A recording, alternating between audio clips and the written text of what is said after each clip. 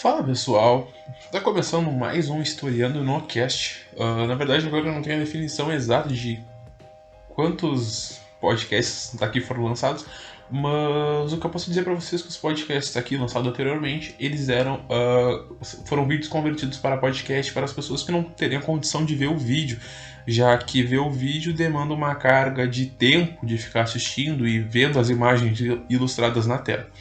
Bom, esse podcast, como está na descrição, a gente vai falar um pouco sobre a Revolução Cubana. Esmiuçar o assunto, mas também falar de uma forma simples e prática, assim como todos entendam. O que foi a Revolução Cubana? Bom, antes disso, eu peço que vocês se inscrevam no podcast. E os barulhos externos são carros, e alguns barulhos que podem ocorrer na minha casa, já que eu não tenho um estúdio. Se inscrevam no podcast e no canal no YouTube. É canal Historiando, um logo amarelo. Os links são disponibilizados aqui. Então eu peço que vocês se inscrevam, porque isso faz com que o algoritmo do Spotify e tanto do YouTube entendam esse assunto. Esse assunto não, a relevância que vocês estão dando para o canal. Eu espero que deem relevância. Bom, para falar da Revolução Cubana, a gente tem que falar sobre a conjuntura. O cenário que promoveu a insatisfação por parte dos cubanos revolucionários, no caso Fidel Castro como uma figura principal. Bom, Cuba foi colonizada pela Espanha, isso reflete já que eles falam espanhol.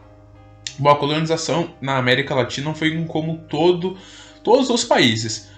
Em Cuba não poderia ser diferente, uma colonização que explorava diretamente a ilha, no caso o país caribenho.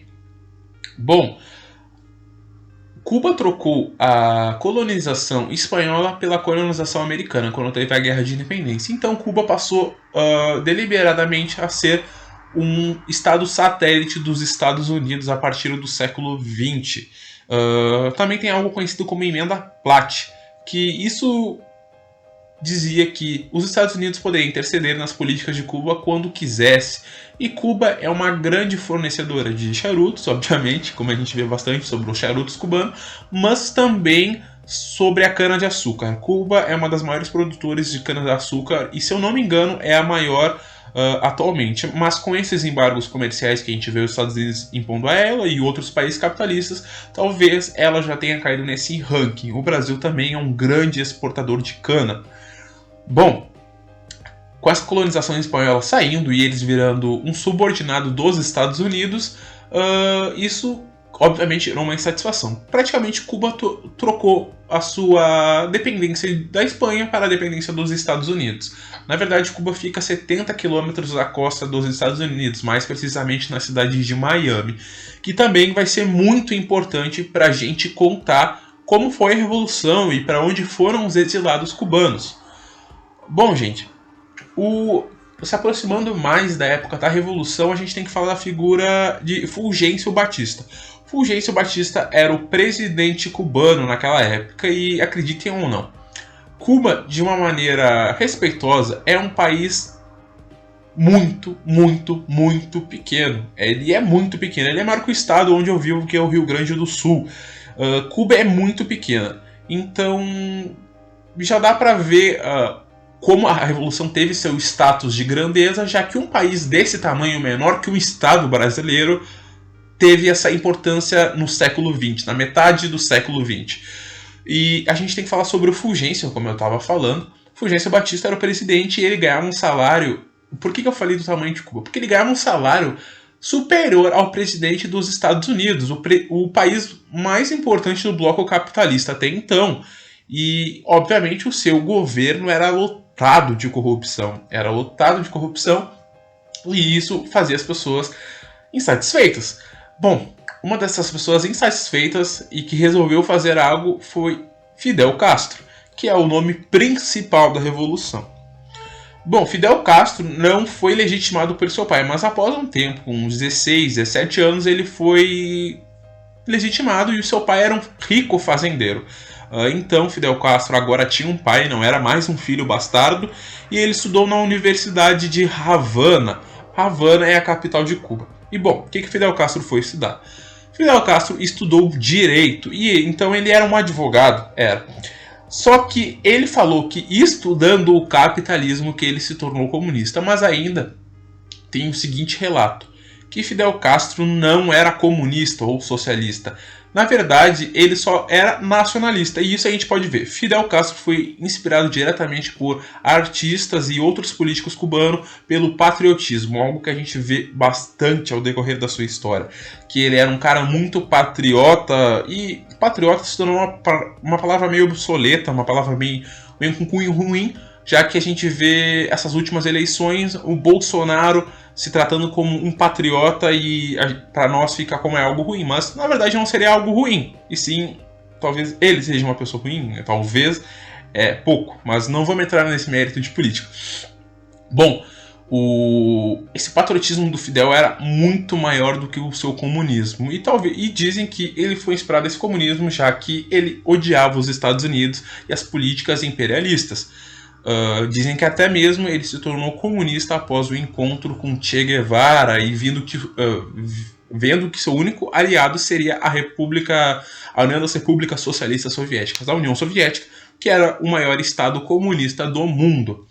Bom, gente, agora a gente tem que falar sobre o que motivou ele. Bom, tinha um chamado Quartel Moncada, que era uma das principais bases do governo de Batista. Fulgêncio Batista, que eu falei aqui anteriormente. Bom, era um dos principais, e Fidel reuniu um pessoal, inclusive seu irmão e Camilo Cienfuegos, que era um dos seus principais aliados nessa Revolução Cubana, e eles tentaram atacar o quartel. Obviamente, não deu certo porque eles não possuíam poderio militar suficiente para isso, e isso não agradou Fulgêncio Batista. Mas isso provocou algo no povo, que era uma empatia do povo sobre Fidel, e imploraram que ele não fosse fuzilado, e sim, ele e seus companheiros fossem exilados e nunca mais poderiam regressar a Cuba. Mas isso aconteceu, mas é importante falar sobre algo que eu falei. Fidel, desse jeito patriota dele e nacionalista não, porque ele não queria impor tanto as suas culturas aos outros, mas desse jeito patriota dele de não ver ele saqueando o seu país, ele obviamente não respeitaria essa expulsão do seu país natal. Então ele foi para o México se preparar para um novo ataque a Cuba e assim depor Fulgêncio Batista, já que ele tinha sido exilado pelo mesmo, a sua vida poupada. Bom, ele no México, ele com seu irmão Raul Castro e Camilo Cienfuegos, ele estava pensando como faria a revolução, conseguindo armas, conseguindo até fornecimento de materiais pela União das Repúblicas Socialistas Soviéticas. Ele conseguiu esse financiamento para tomar a ilha. E essa milícia foi chamada de Movimento 26 de Julho, que foi o dia que eles tentaram atacar o quartel Moncada. O ataque fracassado recebeu o nome o movimento recebeu o nome do movimento fracassado. Bom, o movimento era uma bandeira vermelha com preto e escrito M26/7. Traço 7. E esse movimento aí foi crescendo cada vez mais, e outros mexicanos e pessoas de outros países queriam ajudar a causa de Fidel. Bom, agora é importante a gente falar sobre a figura de Che Guevara. Che Guevara conheceu uma exilada cubana que foi junto com Fidel, e ele conheceu Fidel Castro e se uniu ao movimento. É importante falar bem rapidamente porque um dos episódios aqui falava sobre a origem de Che Guevara. Che Guevara era um argentino de uma condição financeira razoavelmente boa.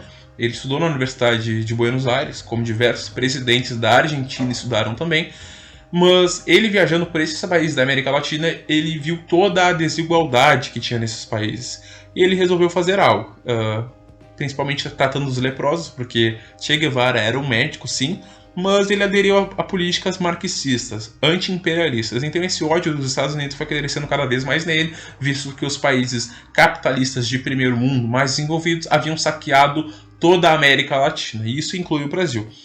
Bom, ele quando chegou em Cuba, ele aderiu ao movimento 26 de julho e o ataque foi planejado, a eles desembarcarem na Serra Maestra em Cuba.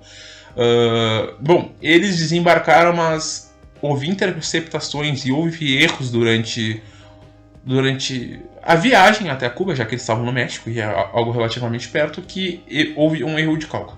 Bom, gente, eu quero fazer uma pergunta para vocês e eu não vou ter a resposta, mas eu vou deixar 5 segundos para vocês pensarem.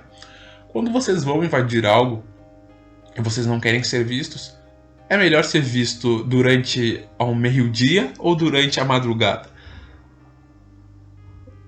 Bom, a resposta, obviamente, é a madrugada. Mas não, eles embarcaram à luz do dia, quando o sol estava no seu ápice. Então eles foram recebidos com abraços? Não, eles foram recebidos a tiros. E vários morreram, vários mesmo. Só que houve um erro enorme. Bom, os que conseguiram sobreviver entraram no meio da Serra Maestra, no meio da floresta.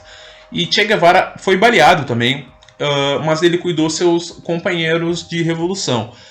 Só que houve o erro gigantesco pela parte das pessoas que não queriam a revolução, no caso, o governo atual.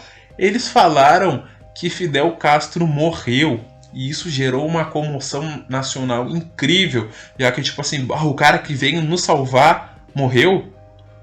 E aí, o que eles fizeram? Eles foram para o meio da Serra Maestra ajudar os revolucionários que tinham sobrevivido e descobriram que Fidel Castro estava vivo. Ele sobreviveu ao ataque do exército cubano e eles se juntaram a um movimento.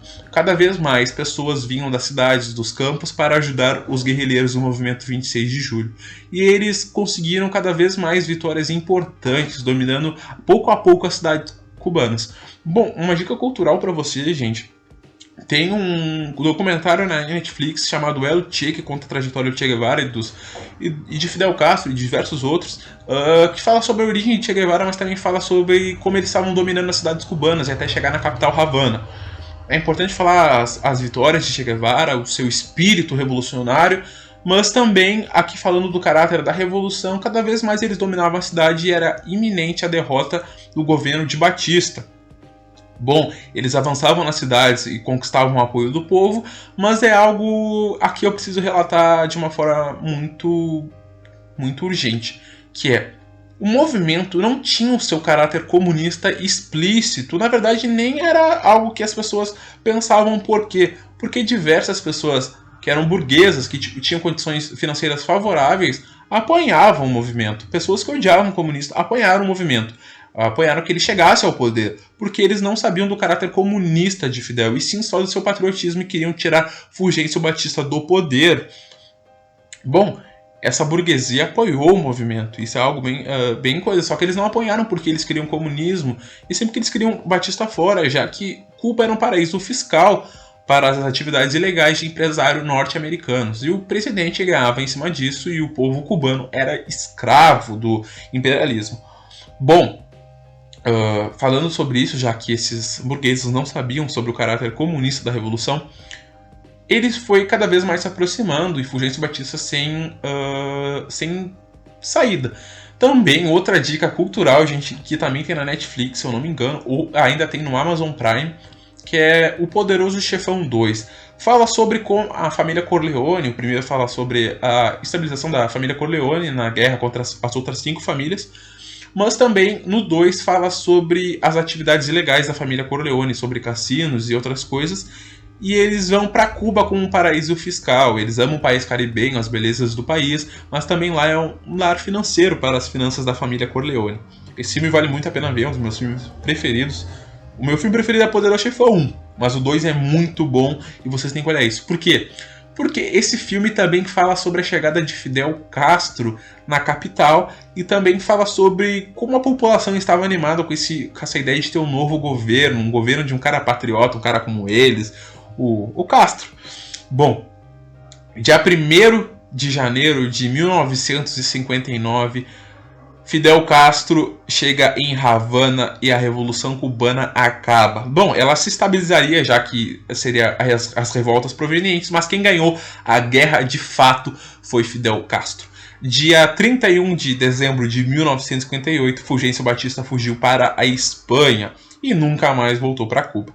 Bom, os inimigos políticos de Fidel foram fuzilados, e alguns foram presos. Isso é uma grande reclamação dos direitos humanos contra a Revolução Cubana, já que há relatos de que não houve julgamento digno daqueles inimigos políticos de Fidel e do movimento 26 de julho, e sim eles foram fuzilados. Bom, Fidel Castro se estabilizou como primeiro-ministro de Cuba e visitou os Estados Unidos e perguntaram se ele era comunista, e ele falou que não era comunista. Mas meses depois ele começou a estatizar as empresas norte-americanas que ficavam em Cuba, e diversas pessoas do movimento de 26 de julho ganharam cargos no governo, obviamente, e assim a Cuba se tornou aos poucos uma república socialista, uma ditadura socialista, com a principal figura de Fidel Castro, e sempre usando a sua roupa verde, bordado com o movimento 26 de julho, como eu falei, as cores vermelha e preta, e as letras e os números em branco. Bom, também houve em 1962 uma tentativa de contra-revolução, que foi a invasão da Baía dos Porcos por parte dos refugiados cubanos. Isso é importante falar. Tem um bairro em Miami, nos Estados Unidos, na Flórida, chamado Little Havana, que ali fica exilados do regime de Castro. Exilados, pessoas que fugiram foram expulsas da ilha, que obviamente tinham a revolta de não poder mais ver seus familiares e de não ficar na sua terra natal. Então a CIA forneceu treinamento para eles e eles tentaram tomar o poder. Também é importante falar sobre a crise dos mísseis em Cuba, que foi quando Cuba se aliou definitivamente à União das Repúblicas Socialistas Soviéticas, quando rompeu relações com os Estados Unidos. E eles botaram mísseis nucleares em Cuba, ameaçando os Estados Unidos e tendo um satélite apontado com mísseis direto para a cara dos Estados Unidos. Assim, e aí que aconteceu? Fidel queria disparar. E seria um grande erro, mataria toda a população cubana, já que um país daquele tamanho não poderia suportar uma guerra contra os Estados Unidos nuclear. Mas houve o recuo por parte dos Estados Unidos e da República Soviética, e eles tiraram os mísseis de Cuba e os Estados Unidos tirou os mísseis da Turquia. Fidel ficou muito insatisfeito e houve a seguinte grito popular: Nikita, Nikita, aquilo que se dá não se tira, falando sobre os mísseis. Bom, também é importante falar que diversos historiadores falam que Fidel não queria ser dependente da União das Repúblicas Socialistas Soviéticas. Ele queria ter, sim, Cuba independente. Ele sempre teve o caráter independente de Cuba perante aos outros países, mas Cuba foi, sim, um estado muito importante na Guerra Fria. Bom, como eu falei, a Baía dos Porcos deu errado, os contra-revolucionários foram presos e fuzilados. O que Fidel mais odiava era aqueles de perto que eram traidores. Ele odiava a traição, ele era um dos homens mais vigiados do mundo, mas que ele tinha uma ótima proteção. Ele tinha um sistema de perseguição constante, então ele sempre achava que ia ser morto e ele sempre conseguia escapar. E uma vez perguntaram para ele: por que você consegue sobreviver a tantos ataques? E ele disse: os homens que querem me matar querem ver o mundo após a minha morte. E isso nunca deu certo, porque os homens se arrependiam e queriam ver o mundo depois da morte de Fidel, só que eles morreriam depois de tentar matar o líder da revolução e o líder cubano. Bom, Cuba é ainda uma ditadura socialista, um dos países que mais levam médicos para o exterior. A gente viu isso na Itália. O programa Médicos Sem Fronteira trouxe diversos cubanos para o Brasil, mas eles foram mandados de volta para Cuba por Jair Bolsonaro, por ele se recusar a apoiar uma ditadura como é Cuba, mas a ditadura socialista, pela visão dele. Mas a gente tem que falar diversas coisas, como o que Cuba fez de bom e o que é ruim para os cidadãos, que a gente vê por notícias de diversos lados, tanto de pessoas de esquerda como de direita. Bom, depois da Baía dos Porcos não houve mais, só que sofreram algumas coisas. Cuba não sofreu uma invasão direta depois da Baía dos Porcos, mas sofreu, no caso, um embargo comercial que dura até hoje. Barack Obama flexibilizou isso, mas ainda dura demais até os dias de hoje. Cuba passa diversas dificuldades, já que Cuba falou para outros países não negociarem. Na verdade, os Estados Unidos falou para outros países não negociarem com Cuba. E isso fez com que a economia colapsasse e eles só tivessem parceiros socialistas. Então eles não têm todo tipo de matéria-prima. E isso é algo que se fala bastante na internet. Eu que uso o Twitter, eles falam para o embargo acabar. E há diversos elogios e tanto críticas ao regime cubano, como a frase icônica de Fidel Castro falando: diversas crianças passarão frio essa noite e com fome, mas nenhuma delas é cubana, falando que nenhum cubano mora na rua e nenhum passa fome. E também em Cuba possuímos uma saúde pública, segurança pública e educação pública. Então todos têm acesso à universidade. Eu vi esses dias um discurso de um jovem deficiente falando sobre como o regime foi bom para ele, como ele se sentia incluso na sociedade através de Fidel Castro e Raul Castro. Em 1967, Che Guevara morreu, mas eu falei anteriormente aqui no áudio do podcast, espero que vocês escutem também esse, porque tá bem legal. Mas esse é o primeiro podcast que eu gravo direcionado para vocês mesmo, pessoas que estão ouvindo o podcast ou estão vendo no YouTube. Estou falando diretamente com vocês. Eu espero que vocês tenham gostado também. E as críticas ao regime cubano é que a falta de liberdade de expressão, internet controlada e a falta da democracia, já que lá é uma ditadura e só existe um partido, unipartidário, que seria o Partido Comunista de Cuba. Fidel Castro morreu em 2016, seu irmão Raul Castro assumiu, mas agora eles têm outro presidente que nasceu depois da Revolução. E Cuba em 2016 também teve uma reunião com Barack Obama em que flexibilizaram as relações entre os Estados Unidos e Cuba, já que desde os anos 50 um presidente americano não ia até a ilha. Bom, a Revolução Cubana é um dos marcos da história da humanidade, um movimento pode mostrar que não importa o território, e sim a força de vontade de revolucionários. As críticas cabem e os elogios também cabem ao seu modelo comunista, socialista, mas a gente tem que falar sobre o caráter revolucionário, que parece algo de filme o que aconteceu na ilha. A gente vê diversas críticas, diversos elogios, críticas por parte da direita, elogios por parte da esquerda, mas é inegável o caráter histórico e surpreendente de Cuba, um país tão pequeno ter seu protagonismo no século XX e ainda tem no século XXI. Bom, gente, se inscrevam no podcast, espero que vocês tenham gostado, desculpa ter me enrolado um pouco aqui, tá? Espero que vocês tenham ouvido até o final.